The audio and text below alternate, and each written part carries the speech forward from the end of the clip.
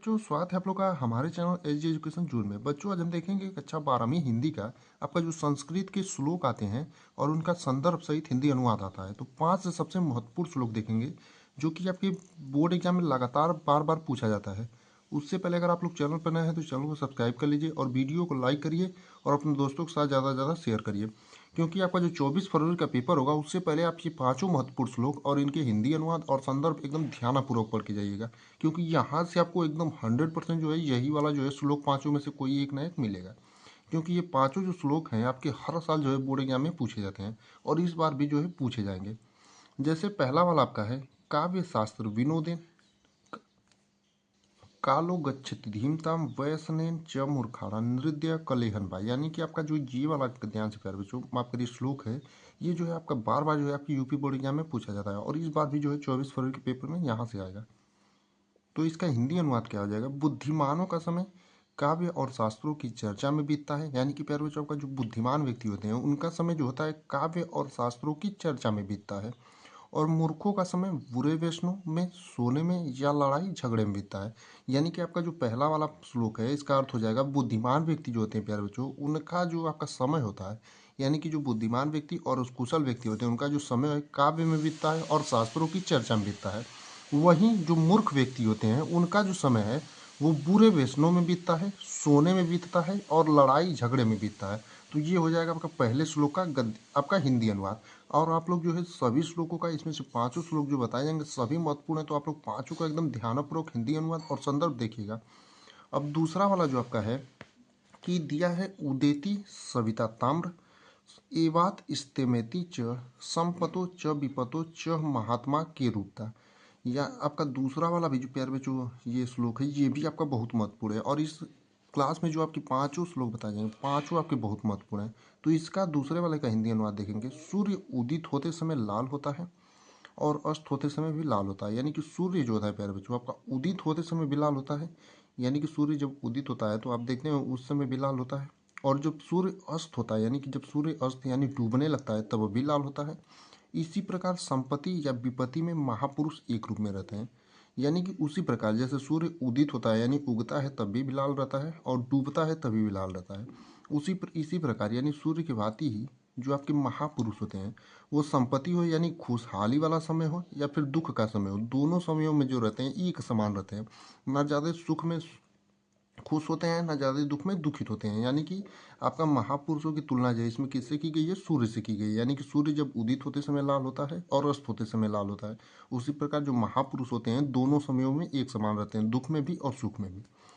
अब देखेंगे आपका तीसरा वाला, और तीसरा भी आपका बहुत ही महत्वपूर्ण है। दिया है विद्या विवदाय धन मदाय शक्ति परेशा परिपिंडनाथ खलस्य साधु विपरीत मित्र जज्ञानाय दानाय च रक्षणाय। यानी कि आपका जो ये है, और ये पांचों जो है आपकी एक ही चैप्टर से हैं तो पांचों का जो आपका संदर्भ होगा एक ही होगा। संदर्भ आपको लास्ट में बता देंगे। सबसे पहले पांचों का हिंदी अनुवाद देख लेते हैं और संदर्भ तो हम आपको लास्ट में सभी का बता देंगे, क्योंकि पांचों जो है आपके सुभाषित रत्नानी वाले पाठ से हैं। तो तीसरे का जो आपका हिंदी अनुवाद हो जाएगा, यानी इसका आपका हिंदी अनुवाद होगा दुष्ट की विद्या विवाद के लिए, यानी दुष्ट व्यक्तियों की जो विद्या होती है प्यारे बच्चों विवाद के लिए। धन जो होता है मद के लिए, और शक्ति दूसरों को पीड़ा पहुंचाने के लिए होती है। यानी उनका जो धन होता है वो मद के लिए होता है, और शक्ति जो होती है दुष्ट व्यक्तियों की वो दूसरों को जो है पीड़ा पहुंचाने के लिए होती है। इसके विपरीत सज्जन की विद्या ज्ञान के लिए, धन दान के लिए और शक्ति दूसरों को रक्षा के लिए। यानी उसी के विपरीत जो सज्जन व्यक्ति होते हैं यानी कि सुलभ व्यक्ति होते हैं उनकी जो विद्या होती है दूसरों को ज्ञान देने के लिए, धन जो होता है दूसरों को दान देने के लिए, और शक्ति जो होती है सज्जन व्यक्ति की वो दूसरों की रक्षा के लिए होती है। तो ये आपका हो जाएगा तीसरे वाले का हिंदी अनुवाद। और इस क्लास में आपको जितने पांचों बताए जाएंगे पांचों महत्वपूर्ण है, तो आप लोग एकदम ध्यानपूर्वक देखिएगा। अब चौथा वाला और बहुत ही महत्वपूर्ण ये भी है कि वज्रदापि कठोराड़ी मृदुनि कुसुमादपि लोकोत्तराड़ा चेतासी को नु विज्ञात मुहूर्ति। तो इसका हिंदी अनुवाद देखेंगे आपका चौथे वाले का। महान व्यक्तियों का स्वभाव अति विशिष्ट रूप से आवश्यकता अनुसार देवराज इंद्र के वज्र के समान कठोर और एक पुष्प के समान हो जाता है। यानी जो आपके महान व्यक्ति होते हैं उनका जो स्वभाव होता है प्यारे बच्चों वो अति विशिष्ट रूप से आवश्यकता अनुसार जो क्या होता है बदलता रहता है। कभी कभी देवराज इंद्र के समान जो वज्र के समान हो जाता है और कठोर, और इसी विशेषता के लिए जो होते हैं वो समाज में प्रतिष्ठित और प्रसिद्ध होते हैं। यानी उनकी जो महान व्यक्ति होते हैं अपनी जो आवश्यकता अनुसार जो अपने स्वभाव को बदलते रहते हैं, उसी कारण जो होते हैं समाज में वो प्रसिद्ध होते हैं और प्रतिष्ठित होते हैं, यानी कि लोगों में उनकी विख्याति और प्रतिष्ठा होती है। अगला यानी पांचवा वाला जो आपका है, जल बिंदु निपोतन क्रमशः पूर्यता घट स हेतु सर्व विद्याना धर्मस्य च धनस्य च। और ये भी जो है आपको बहुत ही इंपॉर्टेंट है, तो इसका आपका हिंदी अनुवाद हो जाएगा, जल की एक एक बूंद गिरने से क्रमशः घड़ा भर जाता है, समस्त विद्याओं धर्म और धन का संग्रह करने का यही कारण होता है, अर्थात निरंतर प्रयास करने से ही धीरे धीरे ये तीनों वस्तुएं संग्रहित हो पाती हैं। यानी कि जिस प्रकार से जल का जो एक एक बूंद होती है, यानी जल की जो एक एक बूंद होती है आपके प्यारे बच्चों, वो गिरने से जो क्रमशः आपका घड़ा होता है धीरे धीरे बढ़ जाता है, उसी प्रकार समस्त विद्याओं यानी धर्म और धन का संग्रह करने का यही कारण होता है। यानी कि जो समस्त विद्या आपकी होती है, धर्म होता है और धन होता है, उसका भी संग्रह यानी इकट्ठा करने का यही कारण होता है, अर्थात निरंतर प्रयास करने से, यानी हमेशा जो है लगातार कोशिश करने से धीरे धीरे ये भी क्या होती हैं, तीनों वस्तुएं आपकी संग्रहित हो जाती हैं, यानी कि इकट्ठा हो जाती हैं। अब ये आप पांचों का आपका हो गया हिंदी अनुवाद। अब पांचों आपके एक ही चैप्टर से हैं, सुभाषित रत्नानी वाले से, तो आपका इसका संदर्भ एक ही हो जाएगा पांचों का।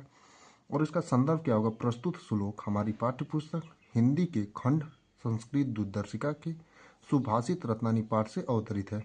यानी कि आपका इसका संदर्भ क्या हो जाएगा कि प्रस्तुत श्लोक हमारी पाठ्य पुस्तक हिंदी के खंड संस्कृत दूरदर्शिका के सुभाषित रत्नानी पाठ से अवतरित है। और ये पांचों जो आपके श्लोक थे, ये पांचों बहुत ही ज़्यादा इंपॉर्टेंट है और आपके बोर्ड एग्जाम में जो है लगातार प्रीवियस ईयर में पूछे गए हैं। तो आप लोग जो है इन पांचों को एकदम बढ़िया से तैयार कर लीजिएगा, ताकि इस बार भी आपका जो 24 फरवरी का पेपर होगा उसमें भी ये वाले श्लोक जो है 100% एकदम पूछे जाएंगे। पांचों श्लोकों का आपको संदर्भ सहित हिंदी अनुवाद पूरा बताया गया, तो आप लोग जो है संदर्भ भी लिखना रहता है और हिंदी अनुवाद भी, और टोटल आपका 7 नंबर का होता है, और पांचों में से ही जो है बार बार आपके बोर्ड एग्जाम में पूछे जाते हैं।